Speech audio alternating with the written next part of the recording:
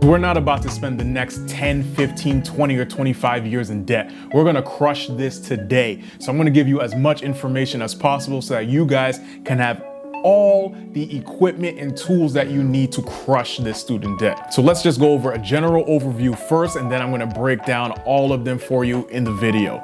The first thing you're going to need is a budget. Now, I know nobody wants to hear about a budget because a budget means, well, there's things I can't buy and there's this and I have to cut back here. Dude, a budget is freedom. The next thing you're going to do is make a list listing all of your loans from smallest to largest. From there, you're gonna save up a month's worth of expenses so that if an emergency comes up, you'll have the money to cover it so that you don't get further into debt. If you're employed by a traditional employer and they have a 401k match, you can take that up to what they're going to match you on. So whatever it is, dollar for dollar, they'll match you on. You go ahead and do that if you want to, but other than that, you won't do any additional investing. For now, we're gonna 100% focus on getting rid of this debt. Now, once you've knocked out those loans, one after the other, celebrating each small win, each milestone, and once you're done becoming debt-free, you're going to build a big emergency fund. Now, I know this is beyond what the video was originally about, but I want to equip you beyond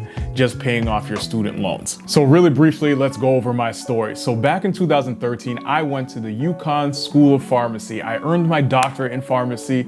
I was happy and I was super proud to earn it, but it was incredibly expensive. I took it all out on loans, so I graduated with the fat amount of $170,000. I told myself while I was in school, I'll worry about it later. I'll pay it off once I'm out of school. It will be no big deal. But it was tough. You know, it was tough for me to actually buckle down and pay off those student loans. Those first couple of years, I didn't focus on it at all. I was just having fun. I was balling out. I was spending lavishly and getting further into debt with nice cars, nice things, and you know, it wasn't a good move. I had a great job, I had a great apartment, I had a very nice car, I had very nice things, but I also had a ton of student debt. I had an expensive lifestyle, and I had a really stressful job. And at some point, I decided I wanted to get out of this job, maybe take another job that would have been of lower pay, but I would have been okay with that if it meant there was less stress. But I couldn't do that because I was so drowned in debt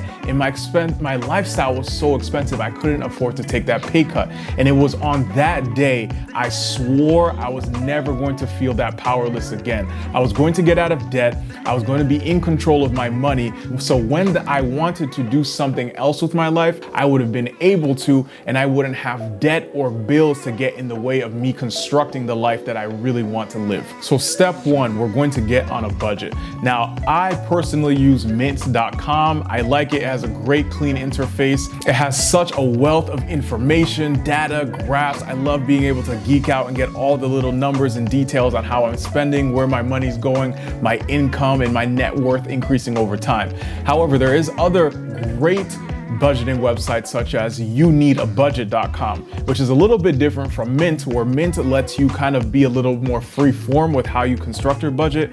Youneedabudget.com takes the income that you make every month and it forces you to assign every single dollar to a specific place, as well as personal capital. It's not one that I personally use, but it is another option that people do like. So for some reason you don't like those first two, that's the third option. So from there, you're going to find out your income, so which is pretty easy. If you get paid every week, multiply that by 4. If you get paid twice a month, multiply whatever your paycheck amount is by 2. You're also going to put in your expenses, such as your rent, gas, auto bills, car bills, food, eating out, you know, a coffee budget, you know, all those little things that you don't really think about, you're going to put that into the budget. And then from there, you're going to have that income, you're going to have your expenses, and then what you're going to have left over after that is your cash flow. Now, your cash flow is the most important part of this budget because it tells you how much money you're working with to achieve your financial goals. Now, I believe in being totally transparent, so I'll try to use as real numbers as possible. So when I was fresh out of school,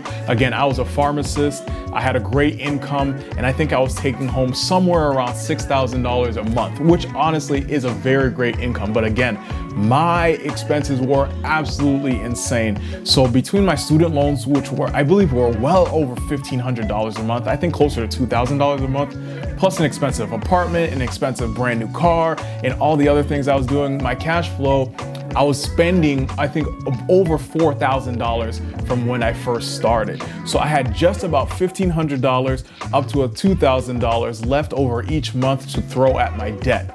Now, I had over $200,000 worth of debt. So if you do 200,000 divided by 2,000, what is that, 100 months? Almost 8.5 years if I diligently paid off every dollar towards that debt. I did not want to spend the next 8 years throwing every spare dollar that I had at my debt. So the question became, how do I maximize my budget so I can get out of debt as quickly as possible, so I can start building the life that I actually want to live as quickly as possible? So let's go over some great ways that we can reduce our expenses so that we can increase that cash flow, the money that we keep every month, so that we can reduce that long payoff time down to a shorter time so we can get to that life that we really want to live. So the first tip I'm going to give you, the most expensive things people tend to have as part of their expenses is their housing. Now, the best way, especially if you're a young student, you're fresh out of school, the best way to reduce your cost of living is simply by having roommates. But for some people, they might want to live on their own.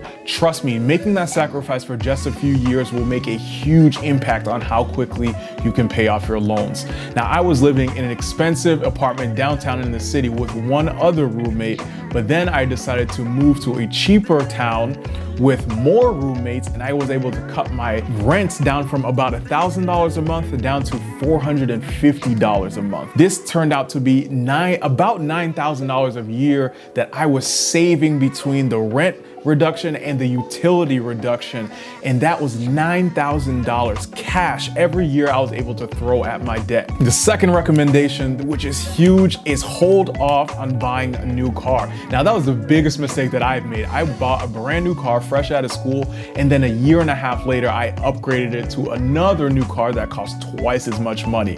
It was a great car, it was fun, it was beautiful, it was fast, but my God, was it an incredibly bad financial mistake. Buy a cheap, used, reliable car, and if you can, pay cash.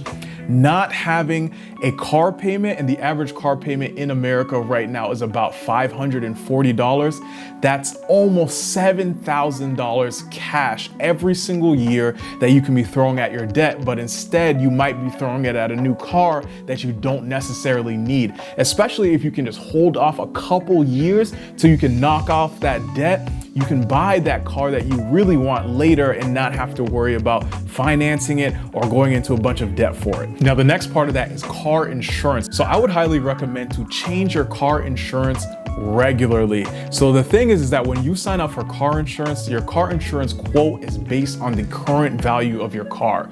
The thing about your car is that your car every single year is getting older and older, but your car insurance rate is going up because they're trying to squeeze a little bit more money out of you every single year because they're really just trying to make profit. However, if you switch to any other insurance provider, I would say about every year or two, they'll be able to offer you a new quote, which is going to be lower because your car is older. And because your car is older, they have to quote you on the value of your car at the current moment. And that's why your car insurance tends to be lower every time you switch. But pay particular attention to what coverages that you have. And if there's specific coverages that you need, make sure you do get those same coverages when you do switch over to the next car insurance. And the last thing to throw in about cars is car repairs. Now, car repairs can be extremely expensive, and an easy way to save money on that is to do some car repairs yourself. Now, I know that can seem scary, but honestly, you can find anything on YouTube, and most car repair things you can do on your own, or you probably have a friend who's very handy with cars. You could probably take out to dinner, buy a few beers, buy them some food or something, and they'd be glad to hang out with you for an afternoon, have fun, and help you with their car repair. This saved me thousands of dollars over the course of the last few years. The next pro tip on cutting back on your expenses is cutting back on food. Now, I'm a foodie, so this is an area that I've always had a hard time with, but it is something that's important to pay attention to. Try to eat from home as often as possible, because when you really think about it, when you order out, when you use, Uber Eats Eats or DoorDash or any other food service, it costs you almost 2 to 3 times as much money as if you were to even go and pick it up yourself. And a step beyond that, if you just make that same meal at home yourself, even though it might be a little less convenient, it takes a little bit more time. Eating out usually costs you 3 to 5 times as much money if you just spent that money and made it yourself. Another great way to cut back on spending is through subscription services. So I'd say once every month or every couple of months, scroll through your bills account and your checking account and just see if there's any subscriptions that are recurring that you don't remember or you know you're not using. Because it's so easy for us to sign up for subscription services and then we stop using them and then we forget about them because that monthly subscription cost is so low. Maybe it's $5, $10, $20 a month. So we don't even notice it, but all those different subscriptions are adding up and it's money coming out of our pockets for services we probably don't even use. Another great way to cut back on spending is on your phones. Now, I was one of the people who would go to the phone provider and I'd buy a brand new phone, finance it for the $10, $20, or $30 a month. It'd be the brand new flagship iPhone 12 XS Max backflip night vision pro goggle, phone that nobody needs to send emails, text message, and surf Facebook.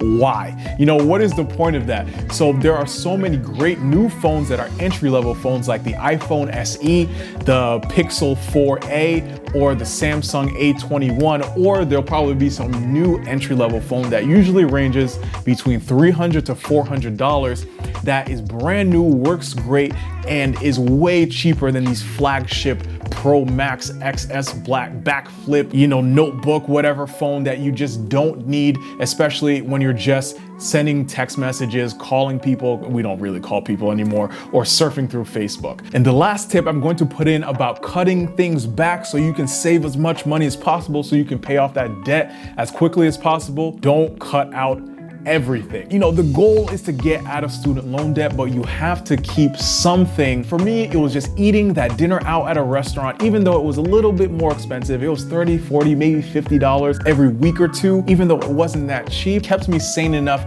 to cut back on the other stuff that I cared less about so that I can stay committed to the journey long enough to hit that goal. Now, once we've cut back all of these things and now we're saving a bunch of money, you might want to find a couple things to increase your income. Here are some great side hustles in particular for college students that I remember from college and some of my friends did as well. So first of which is cutting hair or being a barber or even styling hair if you're doing women's hair. Now, I had guy friends who were great with the buzz cutter, or I knew some female friends who were great with styling hair, and that's how they made extra income while they're on campus, because it can be difficult for students to find a hairstylist on campus or off campus, and it may be inconvenient for them to get to them. But if they can find someone on campus who can cut their hair and do a decent or good job, they'd be glad to come to you. Another side hustle, which is more like a job, is being a resident assistant. Now, this is something that I wish that I did while I was in school. A resident assistant is someone who lives on campus in one of the dormitories, who's responsible to some degree for the students on the particular campus site they're at. Now, these people tend to usually get half off of their tuition and boarding, or they usually get free boarding and they get a small stipend as well to cover some, day-to-day living costs. Another great way to increase your income while you're in school is with phone repairs. Now, a guy that I met while on campus was great with this. He was really good with phones. He would just charge $50 to replace phone screens, and that was his side hustle, as well as doing other little things with fixing phones, especially iPhones. Now, this is a great way to make an income while you're a college student, because tons of kids break their phones. So if you have any basic knowledge on repairing phones and you're prepared for that responsibility, it's a great way to make an income. Another great way to make an income as a side hustle for anybody, as well as students, is being a headshot photographer. Now, tons of kids, whether they're applying to internships, they're applying to jobs after school, they need good photos. So this is an easy way to provide a service to someone that can help someone out while you're making an income on campus that has flexible hours. You can schedule when you want to meet them, and it works on your own time. If you have a decent camera and you have a decent lens that can create that shallow blurred effect in the background, you can find used on like eBay or Craigslist for a couple $100s. I know people who are charging for headshots for their professional photos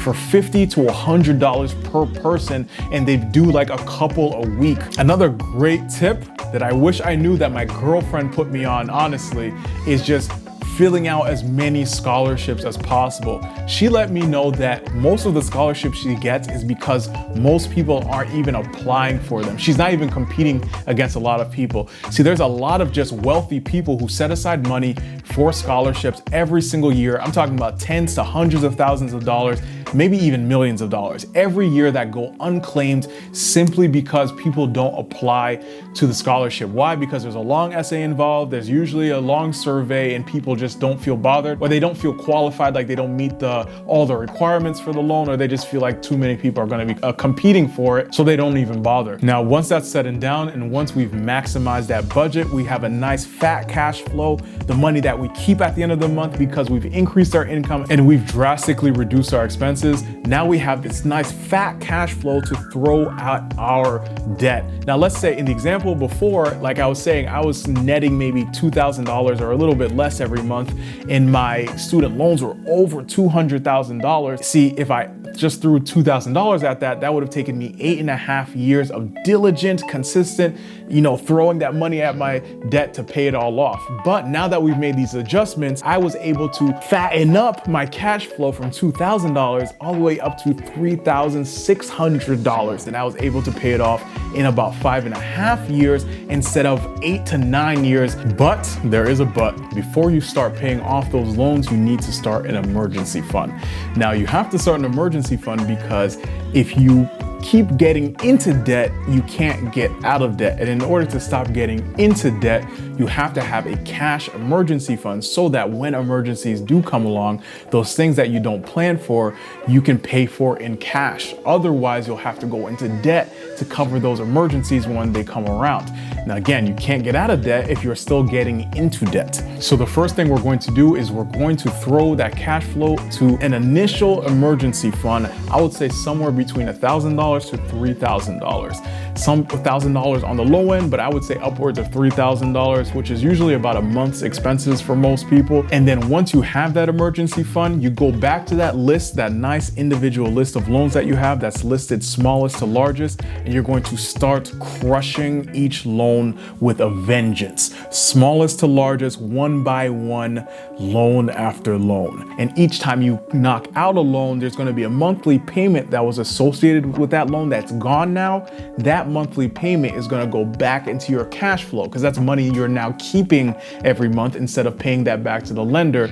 That makes your cash flow, the money that you keep every month, bigger, and you're able to pay off the next loan even faster. And this is called the debt snowball method. It helps you to stay motivated. It helps you to knock out individual loans more quickly so that you can feel good about it and emotionally committed to knocking out the next loan faster and faster. Now, these next tips are all about just making it through the journey. There are going to be some tough days ahead. Make sure that you celebrate the small wins. Every time you knock out a loan, no matter how small it is, celebrate that. If you hit like a milestone, like let's say you hit $5,000 paid off or $1,000 paid off or $10,000 paid off, celebrate that win. If you go from 6 figures of student debt down to 5 figures of student debt, celebrate that win. Everything you can, celebrate it. Celebrate and feel good about it because you're going to need those small wins so you can make it to the big win, which included making sure I continued to go to the gym. On certain seasons of my journey, I added in classes like yoga classes or any other kind of physical fitness classes like salsa dancing. And I also, budget for my therapy because it's part of my mental health, and that was expensive, but I put it as part of my budget. I knew it was there, and I tried to compensate in other areas so I can cut back on my spending so I could hit my goal. But those things were a priority, and they helped me to stay in line with all of my other goals. And I strongly believe it's about consistency rather than intensity. So even though that might cost some money and that might quote unquote slow down the journey, those things help me stay committed to the journey so I can actually finish. And I believed if I didn't have those things in place, I would not have finished that journey. Now, using all of those tips all together, sometimes I didn't do them right, sometimes I didn't do them at all, but somehow over that course of that 5.5 years, I became 100% debt-free on it was August 28th, 2020. I became 100% debt-free. I even called in to Sally Mae to call, actually it wasn't Sally Mae, it was My Fed Loan. I called into My Fed Loan and I made that last payment over the phone and I recorded it and it was incredible. I felt euphoric for weeks. You know, it was the single greatest achievement of my life. And, you know, I'm almost hesitant to say it was even greater achievement than earning my doctorate in pharmacy from UConn, you know, my alma mater. And it was just the greatest. You know, it was the greatest thing I ever accomplished in my life. And once you have that, you know, once you are debt free and those things are behind you, start to save a big emergency fund. So bump yourself up from 1 month of emergency savings up to about 6 months of emergency savings. This is to help protect you just in case anything goes wrong, you lose a job, you want to change jobs, you want to take time off, you're sick, anything that happens, you know, your company goes under, you get laid off, your hours get cut. You have this nice big emergency fund that's going to maintain your lifestyle. I will link a bunch of videos in the description of the video that I would highly recommend that you read so you can continue to use this, you know, these steps and this guidance to get out of debt, but also continue to educate yourself about personal finance, because likely if you're watching this video, you're highly educated, but more than likely you haven't learned anything about personal finance, money, or investing. So it's extremely important to learn about this. You can do this both by subscribing to this channel and watching more of the videos, and by by reading the books that I'm going to list in the description below. And with all that knowledge, you will be more than equipped to crushing your student debt, building a nice big savings, and building your wealth so that you can become financially independent and you won't ever have to worry about money ever again. Now, I hope this was helpful for you. My name is Ludwig, like Beethoven, the violinist. My name is Ludwig, like Beethoven, the classical composer. Please subscribe, hit the like button, leave any comments if you appreciate the video, if there's something you wanted me to add, if there's something that you think I forgot, please add that into the comments. I appreciate you guys watching and I hope to see you soon. Again, name's Ludwig. Take it easy. Bye.